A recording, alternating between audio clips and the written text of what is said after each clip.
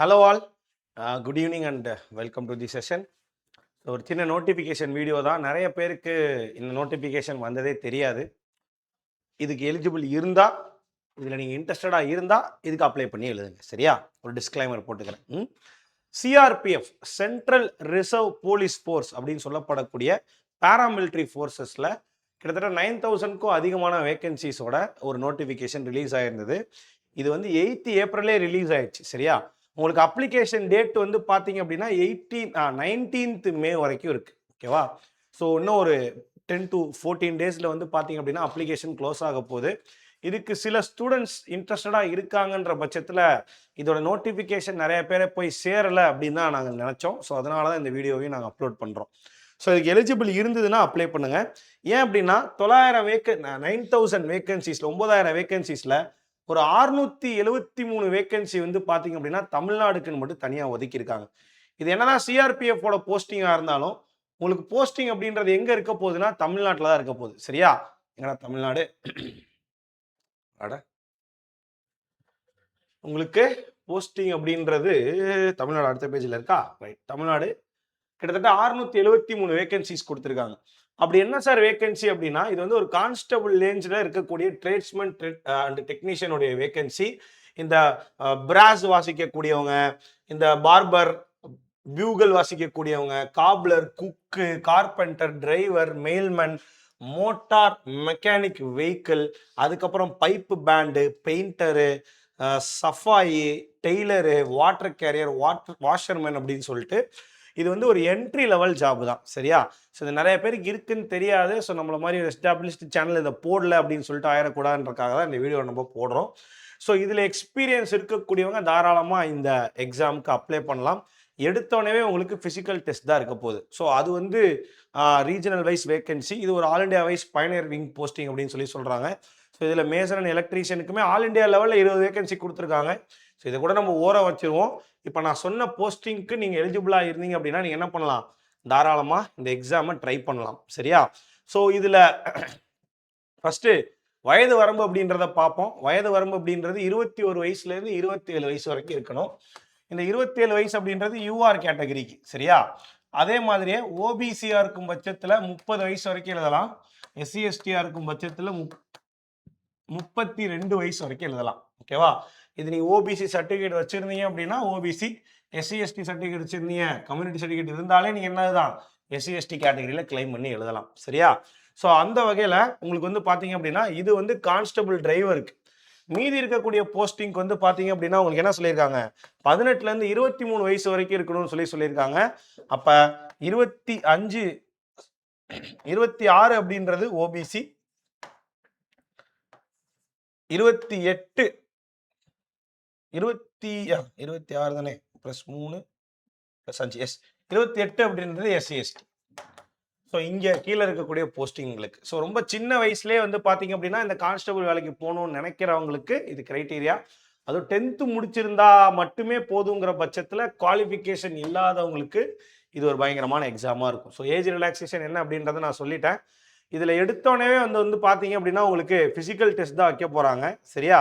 அந்த ஃபிசிக்கல் டெஸ்ட்டில் நீங்கள் பாஸ் ஆனீங்கன்னா தான் உங்களுக்கு வந்து எக்ஸாமே. ஸோ ஃபஸ்ட்டு அந்த ஃபிசிக்கல் டெஸ்ட் என்ன அப்படின்றத நம்ம பார்க்கலாம். ஓகேவா?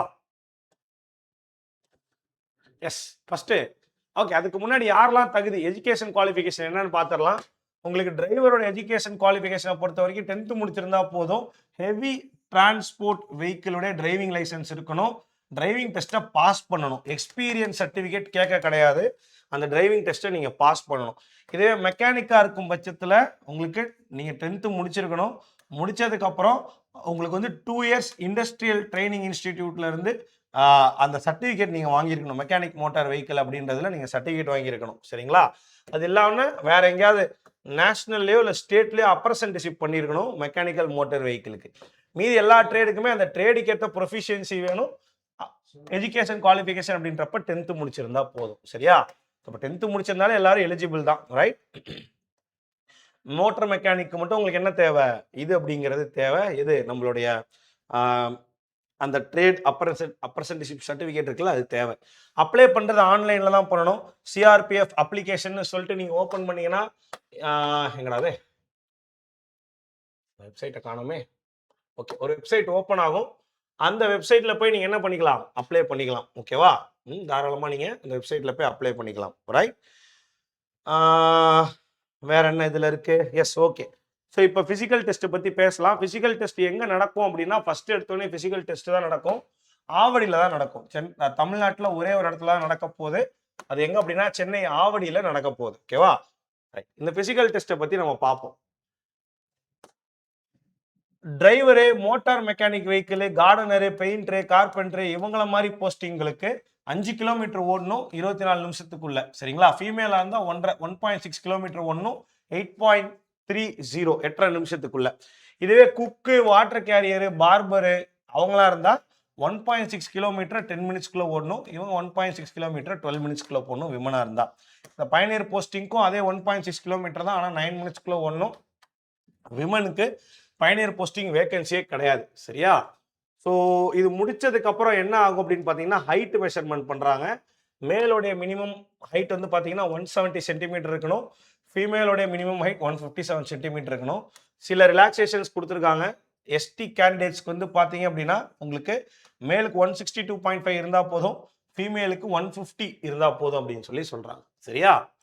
இது அப்படியே முடிச்சுட்டு கீழே போனோம் அப்படின்னா, இந்த எக்ஸாம் அதாவது இந்த பிசிக்கல் டெஸ்ட் முடிஞ்சதுக்கு அப்புறம் தான் உங்களுக்கு இந்த கம்ப்யூட்டர் பேஸ்ட் டெஸ்ட்டுக்கு கூப்பிட போறாங்க. கம்ப்யூட்டர் பேஸ்ட் டெஸ்ட் ஆன்லைன்ல தான் நடக்க போகுது. ஆன்லைன்ல உங்களுக்கு 100 கொஸ்டின், அதாவது நம்மளுடைய எஸ்எஸ்சி பேட்டர்ன் தான். ரீசனிங், ஜிகே, மேக்ஸ், இங்கிலீஷ் அப்படின்னு எஸ்எஸ்சி பேட்டர்ன்ல தான் இருக்க போகுது. 100 கொஸ்டின் 100 மார்க்கு, ஆனால் 2 மணி நேரம். ஸோ டைம் தாராளமாக அதிகமாக இருக்கும். நெகட்டிவ் மார்க்கிங் இருக்கு. அதே 1/4 நம்ம பார்த்த அதே 1/4 நெகட்டிவ் மார்க்கிங் தான் எஸ்எஸ்சியில் பார்க்கக்கூடிய அதே 1/4 நெகட்டிவ் மார்க்கிங் தான் இதுக்கும் இருக்கு. சரியா? ஸோ முடிச்சதுக்கு அப்புறம் ஸ்கில் டெஸ்ட் வைக்க போறாங்க. ஸ்கில் டெஸ்ட் அப்படின்றப்ப யார் யாருக்கு என்னென்ன ஸ்கில் டெஸ்ட்னு பாருங்களேன். டிரைவருக்கு வண்டி ஓட்ட சொல்ல போறாங்க. மோட்டார் மெக்கானிக் வெஹிக்கிளுக்கு ஆட்டோமொபைல்ஸ் பத்தின நாலேஜ் டெஸ்ட் பண்ண போறாங்க. பியூகுல் வாசிக்கிறவங்களும் அதை பிளே பண்ணி சொல்ல காமிக்க போறாங்க. டெய்லருக்கு வந்து அதோடைய ட்ரேட் டெஸ்ட் இருக்கும். ஸோ அந்தந்த ட்ரேடுக்கு ஏற்ற மாதிரி அதுக்கான ட்ரேட் டெஸ்ட் இருக்க போகுது. சரியா? ஓகே. ஸோ எக்ஸாம் ஃபீஸ் 100 ரூபாய் தான். அதுவுமே நிறைய பர்சன்ஸ்க்கு கிடையாது. அதையும் நம்ம பார்த்துக்கலாம். அதே மாதிரி கண்ணோடைய இது கொடுத்துருக்காங்க. ஓகேவா? கண்ணுடைய கிரைட்டீரியா கொடுத்துருக்காங்க. இது ரொம்ப இதாக இல்லை, ஓரளவு கண்ணு தெரிஞ்சாலே போதும். கண்ணாடி போட்டாலுமே நீங்கள் எக்ஸாமுக்கு எலிஜிபிள் தான். ஸோ அதை பற்றி நீங்கள் கவலைப்பட வேண்டாம். ரைட். இதுக்கப்புறம் டிவி இருக்கும் அப்படின்றதெல்லாம் சொல்லியிருக்காங்க. ஓகேவா? ஸோ ஸ்கீம் ஆஃப் எக்ஸாமினேஷன் எப்படி இருக்கும்னு மட்டும் நான் கடைசியாக சொல்லிடுறேன்.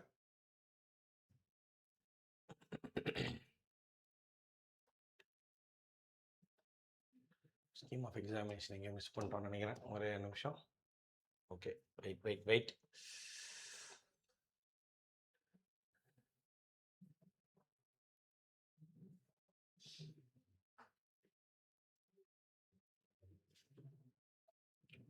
எஸ், இங்கே இருக்கு.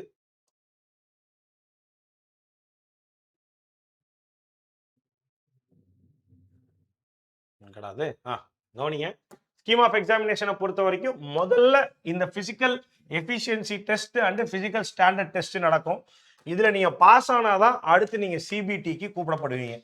சிபிடியில நீங்க எவ்வளவு மார்க் வாங்குறீங்கன்றத வச்சு உங்களுக்கு இப்ப நீங்க தமிழ்நாட்டில் 673 வேகன்சி இருக்கா, அதுக்கேற்ற மாதிரி உங்களை ரேங்கிங்ல போடுவாங்க.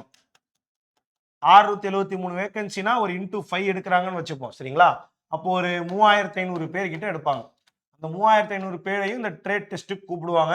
இல்லை 3500 இல்லைன்னா இன்டூ 1 இன்டூ 2ன்னு வச்சுக்கிட்டோம்னாலுமே ஒரு 1500 பேரையாவது ட்ரேட் டெஸ்ட்டுக்கு கூப்பிடுவாங்க. அதில் யாரெல்லாம் ட்ரேட் டெஸ்ட்டில் பாஸ் ஆகிறாங்கன்றதை எடுத்துட்டு பாஸ் ஆகாதவங்களை கழிச்சிட்டு அதுக்கப்புறம் ஃபைனல் ரேங்கிங் இருக்கும். அந்த ஃபைனல் ரேங்கிங் வரக்கூடிய 673 பேர்த்துக்கு வேலையானது இருக்க போகுது. சரியா? ஸோ ஒரு வேக்கன்சி அது வந்திருக்கு, அதை பற்றின தகவல்களை நம்ம இங்கே கொடுத்துருக்கோம். இதை பற்றி இன்னும் உங்களுக்கு ஏதாவது சந்தேகம் அதிகமாக இருந்தது அப்படின்னா கமெண்ட் செக்ஷனில் மென்ஷன் பண்ணுங்கள். இந்த மாதிரியான டிப்பிக்கலான வேக்கன்சிஸ் வர்றப்ப அதை நம்ம ரிசர்ச் பண்ணி தான் அதுக்கேற்ற மாதிரி ஆன்சர்ஸை சொல்ல முடியும். இது ஒரு பர்மனன்ட் வேலை தான், நிரந்தரமான வேலை தான். இந்த ட்ரேட் உங்களுக்கு இருந்துச்சு, 10th குவாலிஃபிகேஷன் தான் இருக்குது அப்படின்னா நீங்கள் தாராளமாக இதுக்கு போகலாம். இல்லைனா தாராளமாக இதை விட்டுட்டு நம்ம எக்ஸாமுக்கு நீங்கள் படிங்க. சரியா? So all the best. Thank you.